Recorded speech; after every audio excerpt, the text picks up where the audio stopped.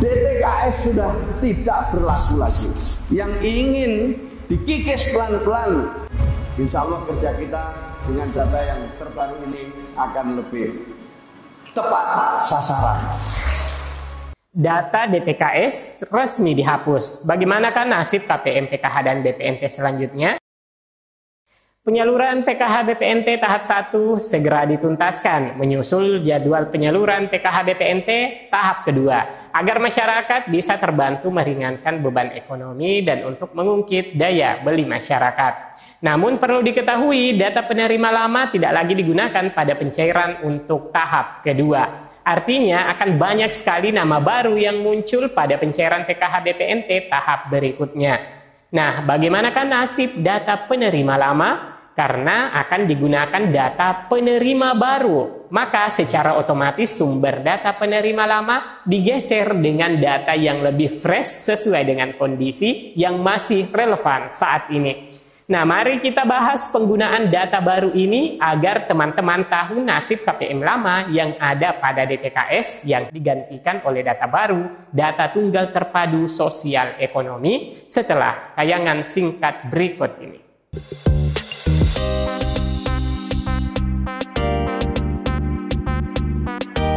Assalamualaikum warahmatullahi wabarakatuh. Dilansir dari web resmi Kementerian Sosial Jakarta 18 Februari 2025, pencairan bantuan sosial atau bansos triwulan pertama tahun 2025 sudah hampir paripurna. Ditargetkan penyaluran akan rampung sebelum memasuki bulan Ramadan pada awal bulan depan.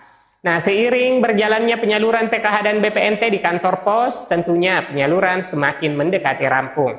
Bahkan Menteri Sosial dalam rilisnya Selasa lalu mengatakan sekarang sudah 90% per hari ini. Sudah hampir tuntas pencairan bansos untuk triwulan pertama. Sudah clear semua, ujar Menteri Sosial Republik Indonesia Mensos Saifullah Yusuf kepada wartawan di kantor Kemensos Selasa 18 Februari 2025. Penuntasan penyaluran bansos bakal berlanjut pada bulan Februari 2025 atau sebelum mulainya bulan Ramadan yang diprediksi jatuh pada bulan Maret 2025. Nah, artinya setelah penuntasan penyaluran bantuan sosial di triwulan pertama, maka akan memasuki penjadwalan proses penyaluran tahap kedua atau periode triwulan kedua yang berlangsung di bulan April hingga Juni 2025. Nah, jadi dalam proses penyaluran bansos PKH dan BPNT secara rutin diterima terjadwal sesuai dengan periode salur berjalan. Artinya KPM secara berkesinambungan dapat menerima bantuan secara teratur, terjadwal sesuai dengan proses bisnis penyaluran bantuan sosial dari Kementerian Sosial Republik Indonesia. Namun perlu dan wajib diketahui bagi para penerima manfaat atau para KPM bahwa bansos itu tidaklah bersifat abadi dan diterima seumur hidup. Tidak diterima seumur hidup ya teman-teman, melainkan ada batas waktunya, tergantung kebijakan pemerintah, aturan hukum yang mengikat, dan kondisi keuangan negara tentunya. Lebih lanjut, pada media resmi Kementerian Sosial menguraikan penggunaan data baru penerima di tahap selanjutnya. Nah, hal ini perlu dipahami dan dapat dimaklumi agar nantinya tidak kecewa jika nama penerima lama akan digeser oleh penerima baru seiring akan digunakannya data penerima bansos terbaru, yaitu data DTSEN.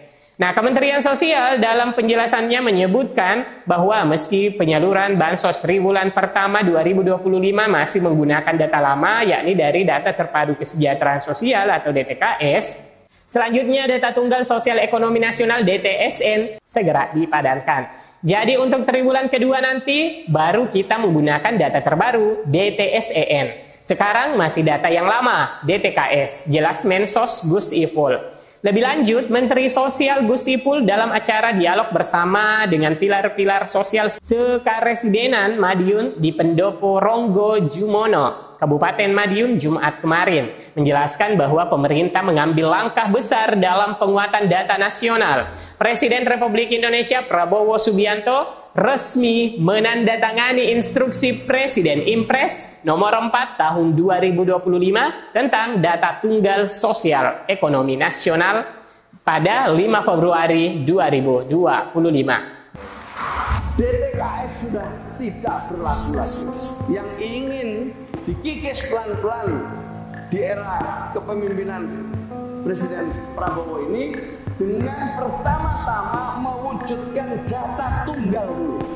Dan akhirnya Bapak Ibu sekalian, pada awal Februari Presiden menandatangani suatu impres tentang data tunggal Indonesia yang pertama kali bisa diwujudkan di era kepemimpinan Presiden Prabowo. Saya minta pendamping juga aktif untuk usul sanggah. Kalau memang melihat hal yang tidak benar, usul sanggah biar bisa dikoreksi. Insya Allah kerja kita dengan data yang terbaru ini akan lebih tepat sasaran. Dalam paparannya, Menteri Sosial Gus Ipul menegaskan dengan ditandatanganinya impres tersebut, data terpadu kesejahteraan sosial DTKS tidak lagi digunakan. DTSEN hadir sebagai data induk baru yang mencakup seluruh penduduk Indonesia dari lapisan terbawah hingga teratas. Data tunggal sosial ekonomi nasional sudah tuntas. Ini menjadi pedoman bagi kita untuk melakukan intervensi kepada penerima manfaat di masa mendatang. Data ini juga menjadi pegangan bagi semua kementerian, lembaga, dan pemerintah daerah. Lebih lanjut, Gus Ipul menegaskan bahwa impres tersebut melarang penggunaan data lain selain DTSEN guna menjaga keakuratan dan validitas data penerima manfaat. Dengan data yang terintegrasi, diharapkan program bantuan sosial dapat lebih tepat sasaran dan efektif dalam pemberantasan kemiskinan. Nah, mungkin teman-teman sebagai penerima bansos yang aktif hingga penyaluran PKH BPNT untuk triwulan pertama ini akan bertanya-tanya tentunya bagaimanakah nasib data penerima yang lama. Nah, jadi sangat jelas ya teman-teman dan sangat tegas Kementerian Sosial menyatakan data lama tidak lagi digunakan.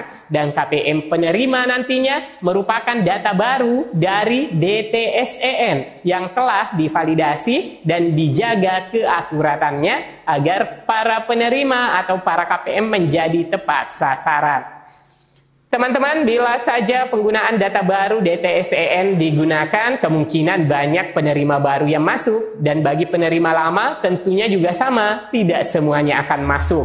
Sebagai dampak penggunaan sumber data yang baru menggantikan data DTKS yang selama ini digunakan dalam penyaluran bantuan sosial seperti PKH maupun BPNT untuk tahap kedua di penyaluran berikutnya. Dalam upaya meningkatkan efektivitas program, Kementerian Sosial juga mempercepat proses graduasi keluarga penerima manfaat atau KPM agar mereka bisa mandiri dan keluar dari data penerima bantuan sosial. Yang ada dalam data harus segera dikeluarkan. Jangan membuat mereka nyaman dan demotivasi. Selama ini ada yang 15 tahun yang menerima bansos, 10 tahun yang menerima bansos. Itu namanya membuat orang nyaman, membuat keluarga itu demotivasi. Maunya yang menerima bansos, kata Gus Ipul. Nah, mungkin seperti itu ya teman-teman untuk informasi hari ini. Semoga semuanya menjadi maklum dengan ditandatanganinya impres penggunaan DTSEN sebagai sumber data baru bantuan sosial pemerintah. Semoga infonya bermanfaat dan sampai jumpa di video selanjutnya. Wassalamualaikum warahmatullahi wabarakatuh.